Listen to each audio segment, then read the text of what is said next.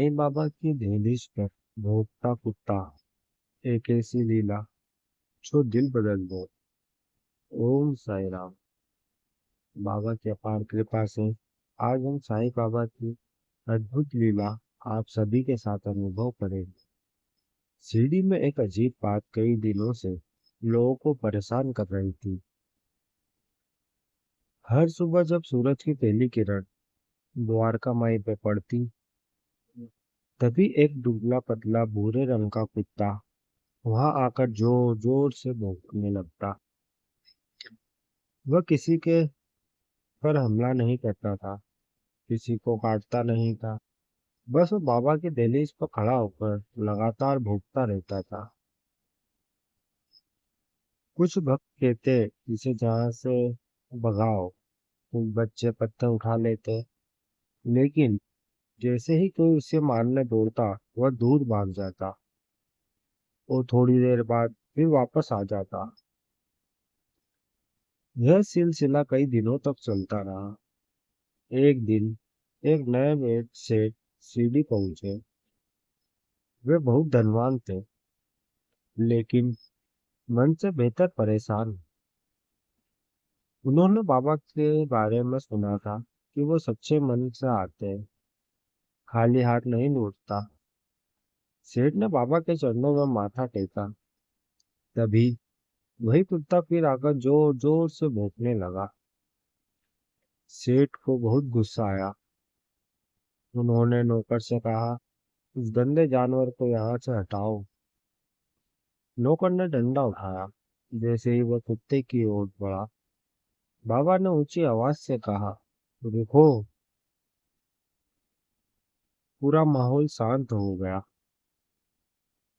बाबा ने उस कुत्ते की ओर देखा और मुस्कुराते लगे। फिर बोले, तुम सबको इसकी आवाज सुनाई देती है, लेकिन इसका दर्द कोई नहीं सुनता। सब लोग हैरान थे। बाबा धीरे धीरे उठे, अपनी रोटी का एक टुकड़ा लिया और अपने हाथों से उस कुत्ते को खिलाया। कुत्ता तुरंत शांत हो गया। उसके आंखों में जैसे आंसू निकल पड़े। वह बाबा के चरणों के पास बैठ गया। सेठ यह सब देखकर और भी हैरान हो गया। उसने पूछा, बाबा, यह तो एक साधारण कुत्ता है, आप इसे इतना प्रेम क्यों करते हैं? बाबा मुस्कुराए और फिर बोले, तुम्हें यह कुत्ता दिखाई देता है, मुझे इसमें वही आत्मा दिखाई देती जो तुमसे, जिसे तुम तुच्छ समझते हो, वही ईश्वर की छिपकर तुम्हारी परीक्षा लेता है। ये सुनकर सब चुप हो गए, लेकिन बात यहीं खत्म नहीं हुई। बाबा ने सेठ की ओर देखकर कहा, आज तुमने इसे डंडे से हटाना चाहा, और कई वर्षों पहले तुमने ही अपने घर के बाहर एक सूखे भूखे कुत्ते को इसी तरह मारा था। सेठ के चेहरे का रंग उड़ गया। यह बात उनके अलावा कोई नहीं जानता था। उन्हें याद आया, सालों पहले बारिश की रात थी।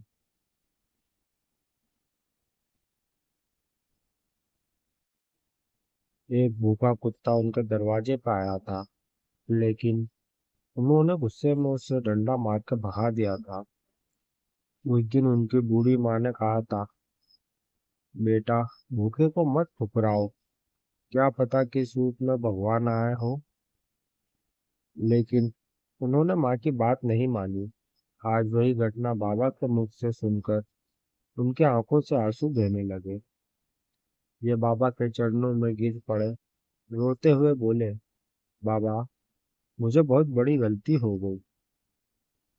बाबा ने उसके सिर पर हाथ रखा और बोले, गलती करने वाला छोटा नहीं होता, गलती मानने वाला बड़ा होता है।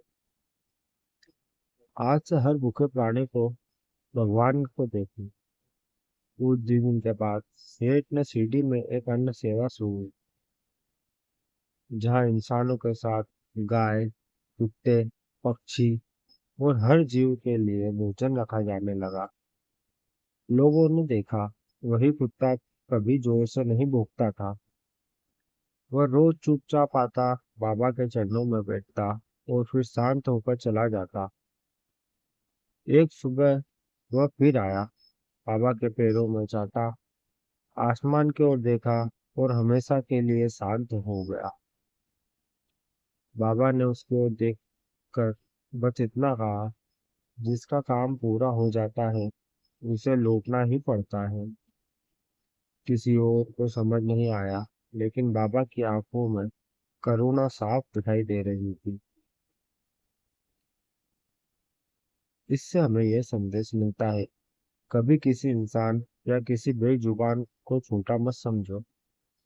हो सकता है वह तुम्हारा धैर्य, तुम्हारी दया और तुम्हारी इंसानियत की परीक्षा बनकर आया हो। साईं बाबा ने सिखाया है, सबका मालिक एक, और जहाँ दया है वही सच्ची भक्ति है। ओम साई राम। आप सभी साई परिवार को ये अद्भुत लीला जरूर प्यारी लगी हो। इसे और अन्य साई भक्तों तक पहुंचाए और हमारे चैनल से जुड़कर साई बाबा की ऐसी ही अद्भुत लीला का आनंद ले। ओम साई राम। ओम साई राम। ओम साई